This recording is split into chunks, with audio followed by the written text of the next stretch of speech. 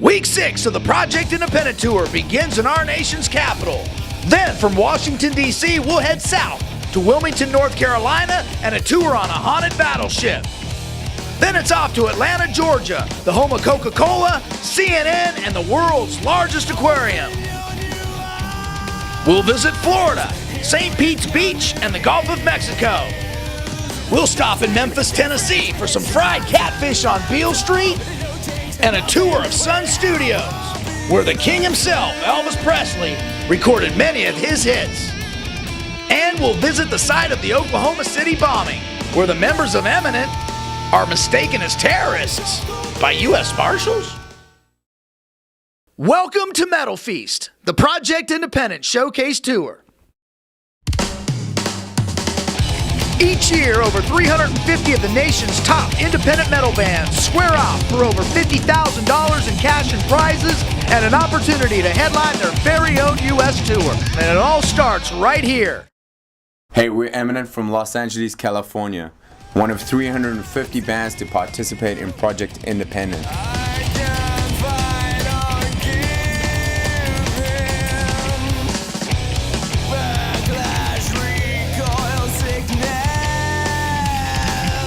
This was a once-in-a-lifetime opportunity, and today we're going to relive and share this amazing experience with you. Hi guys, Lonnie Pasillas here with Project Independent. We're now in Washington, D.C., one of our stops. Behind me is the White House. It seems that Obama's having a little party today. We're here to crash it.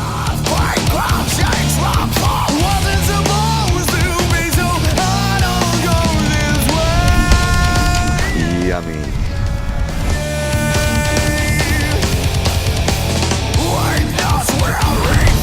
Take a close look. Andrew, it's where they grow all their bud, bro. Yeah, that's where we buy all our bud.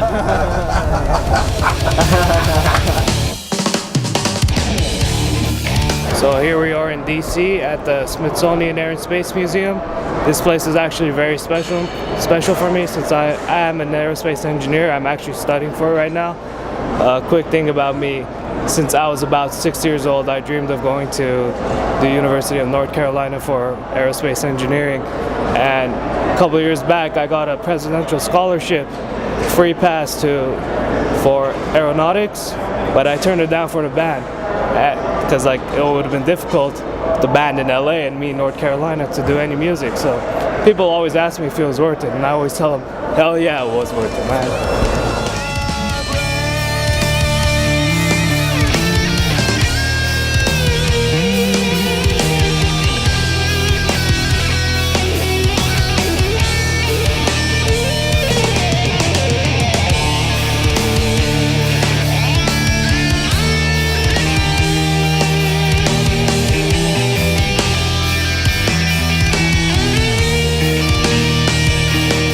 Ford Theater.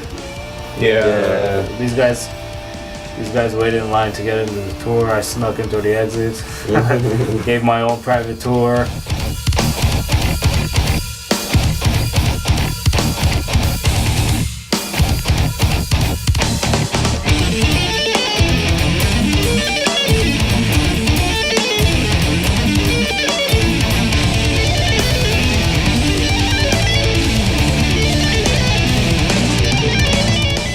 So in DC, we went over to the archives. They had the Bill of Rights, the Constitution. Fonzie's jacket. Fonzie's jacket.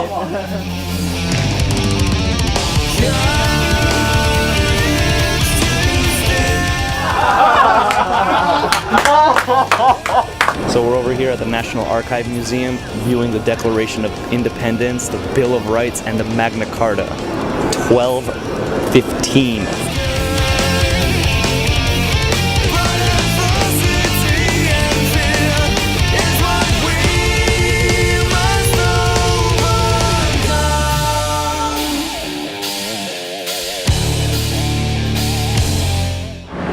Just ran through the Natural History Museum. Now we're going to the American Museum.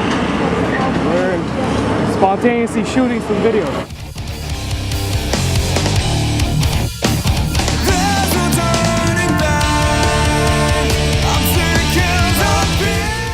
at the American History Museum and they were closing down. Me and Greg ran up to get a glimpse of the Stradivariuses, and the guard said the exhibit was closed, and we told him, listen man, we came here all across the country, we're on tour, we really got to see this. And the guard sort of looked at us, he's like, alright, make it fast, go. So we went and got to see whatever we wanted.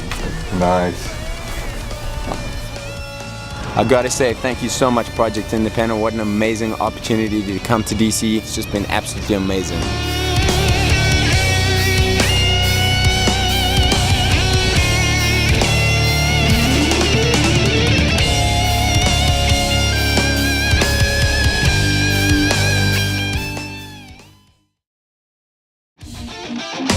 So we had some time to kill. We went up and filmed some of the Union buildings. Hit the streets, walked around.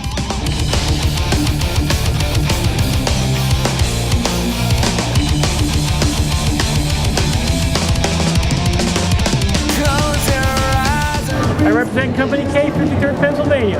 It's an early war uniform. Basically, this has been a militia-style uniform worn early in the war. Awesome World Folk Festival, whole bunch of folk bands playing.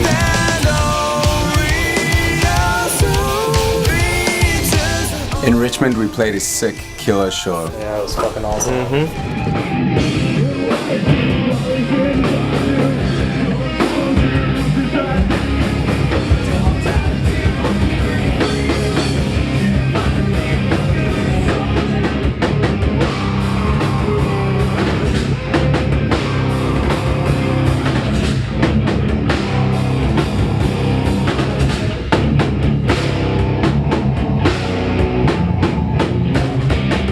Bions are like college. You know, a college education is good, and it can advance you in life. You don't need it. You can, prove yourself by working hard. Guys that call me and go, yeah, you know what, dude, we do our own tours, and we just go to the Project Independent page after you guys do your run, after you do your... And pick up on the clubs. And they pick up on, they go right to the page and go, well, these are the bands that advanced, these must be the badass fuckers. Yeah. We call them up and say, hey man, you're a Project Independent band, you advanced? Hey, we did too, we're coming through, you guys want to do some shows? Yeah. That's what it's about, man. Fuck yeah. It's like, goddamn, the answers are right there. Yeah, right. People call me like, who are the clubs and promoters to hook up with? Dude, the fucking bands are right there. Yeah. Clubs and promoters don't make shows. You hook up with bands. Bands make shows. First and foremost, above and beyond anything else, the bands have to respect it. Exactly. Because, dude, I get a lot of shit from people going, you pre-sale or you pay to play, motherfucker. I'm like, listen, dude, I do it this way because of certain things. Because I don't want myself or a member of my staff standing at the front door fucking counting heads when they come in. Yeah. When we do it this way, the bills are paid before the doors open. Yeah. If the bands have done their job, they've all got money in their back pocket. Yeah. They're playing in front of fucking full crowd, full house. We're talking about metal here, which has no, like we just said a few minutes ago, has no money. No one's doing, no one's paying anything out, And it shouldn't be like that. It shouldn't be like, so it's hard for a band of certain stature, of a local regional area band to get on a big tour, because a big tour wants, what are you guys going to pay us to play our run? Yeah, you can play first, it's Because cool. the big bands are facing the same physical problems, Yeah. which is why they want you to buy on. They want you to fill their gas tank up. They want you to provide them with a big bus. Yeah. They want you to help with the little stuff that they couldn't afford themselves. Of course. So here we are in Wilmington, North Carolina. We just got here, when was it, last night? Yeah. No, this morning actually we rolled in, got a hotel. It's my first shower in a week, feels great. I don't know if I want to sweat on stage anymore, but you gotta do what you gotta do, man.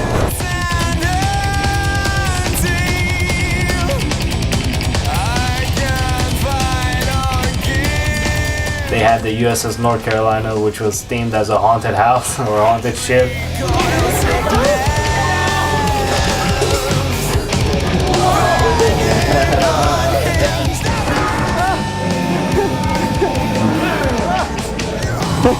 Hell, Jesus! Oh man! Light me up!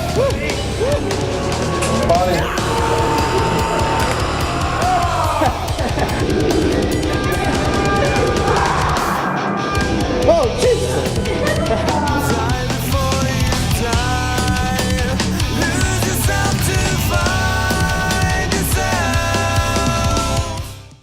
So in Wilmington, North Carolina, we came across another one of the finalists, Thou Shalt Burn.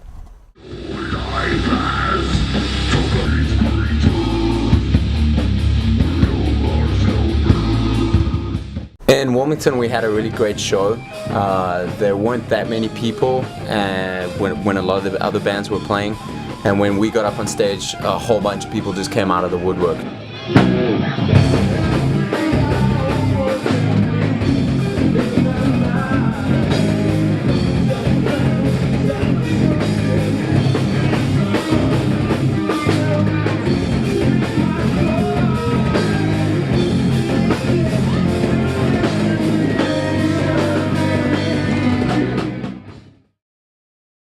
Day 46 and we're in Atlanta, Georgia.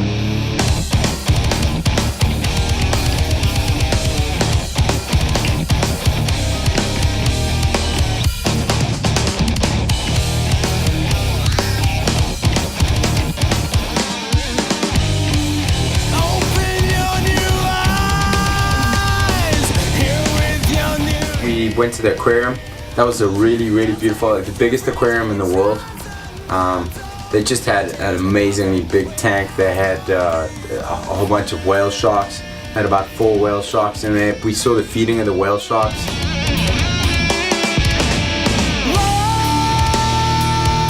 We went to go check out the Martin Luther King Memorial because he was such a profound speaker and made so much change in this country.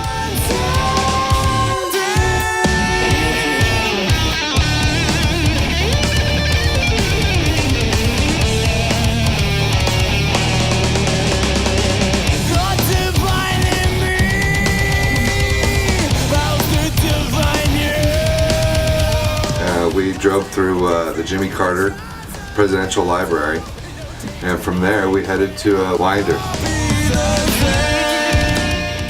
Some fucking hardcore metal, and it was just a good fucking thing to be here and experience a nice blend of metal.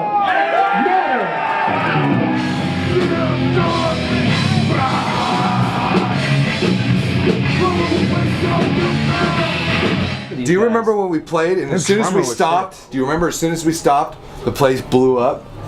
Because of these fuckers right here.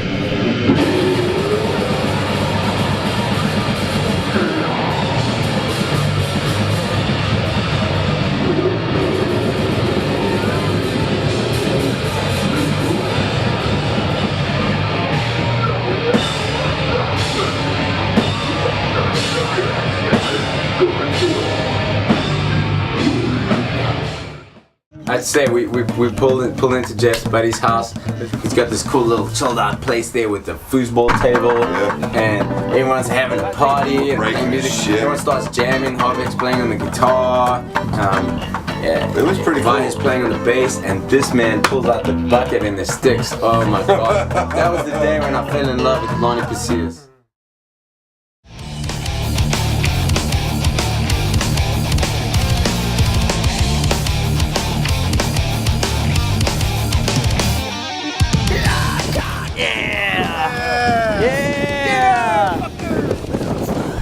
So here we are at the Gulf of Mexico. Right behind me is the Sunshine Bridge. We're just about ready to go over it.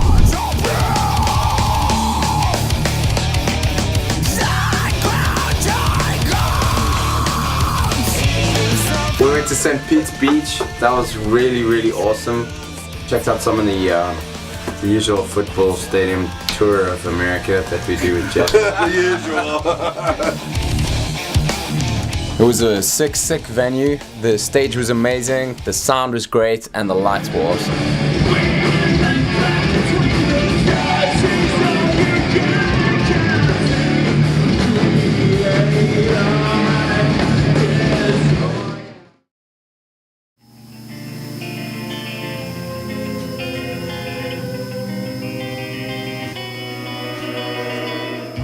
Right on, man. Well, thank you so much for your time. I apologize that this is what it is, but... Well, I hate it for you guys, too, man, because, I mean, you guys come a ways to get here. Such an amazing venue, man. Just awesome. a good Well, you know, it's nice to be in here and to look at your venue anyways. Well, great. I would have so loved to play there.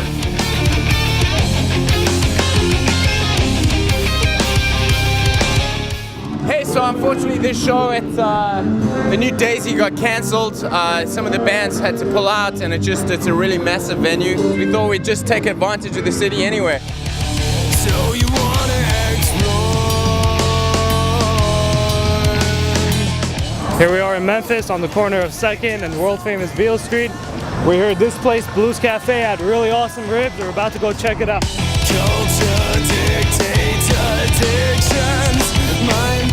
I got the best meal on Beale. Hot bracket, barbecue ribs, and fried catfish. I'm looking forward to it.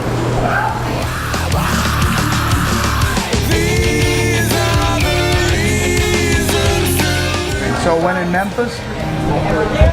Barbecue ribs.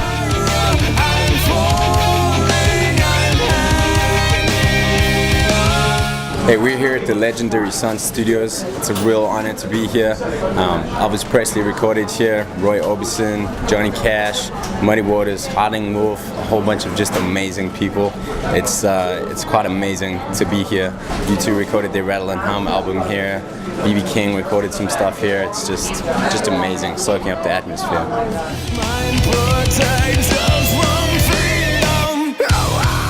Very first television appearance of Elvis Presley.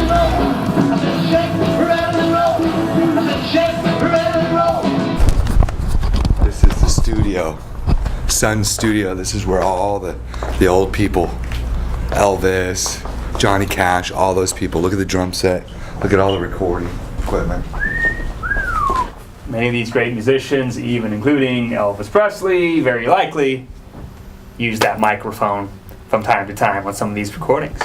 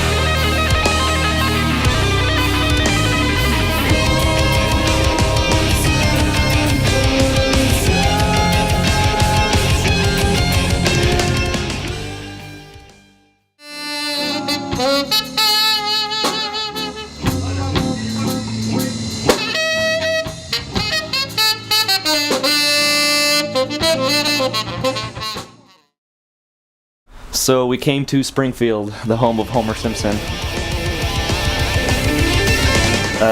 We played a really awesome show, and it was really crazy because it was the first time that we actually saw people singing our songs while we were playing on stage.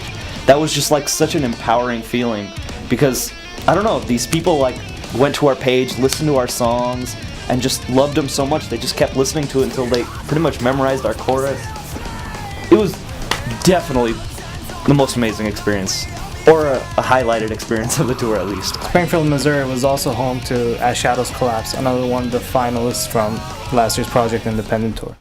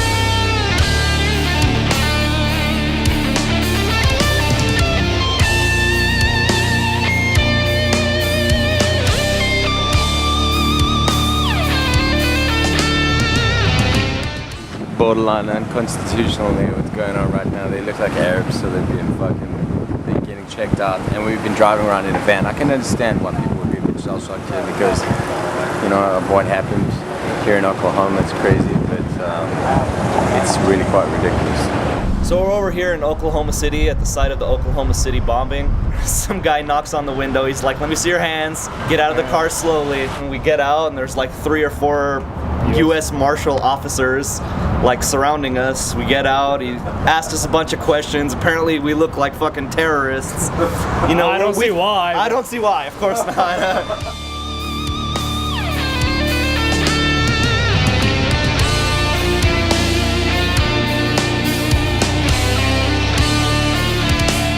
So here we are in Oklahoma City. We're here at the Botanical Gardens. Very beautiful place.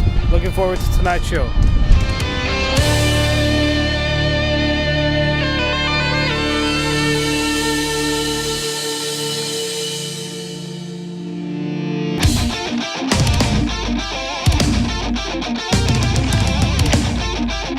So in Oklahoma City, the venue was called the Rock Theater. It was a massive venue. There was big pool tables in the back. You could have fit a few thousand people in there.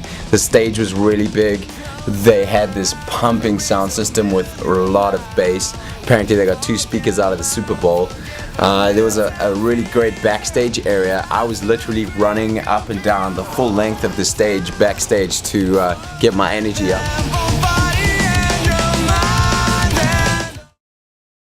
Next week, it's the final week of the Project Independent Showcase Tour, and tensions are high when a fight between Project Independent staff and a local promoter causes the cancellation of an event. Then it's off to New Orleans for some homemade jambalaya on world-famous Bourbon Street. And while in the Lone Star State, we'll pay our respects at the Alamo in San Antonio, and in Dallas, where President Kennedy was assassinated, and in nearby Arlington, where Dimebag Darrell is laid to rest. Then it's off to sunny Southern California for a Halloween show in San Diego, before heading back to the Whisky A Go-Go for a sold-out tour finale.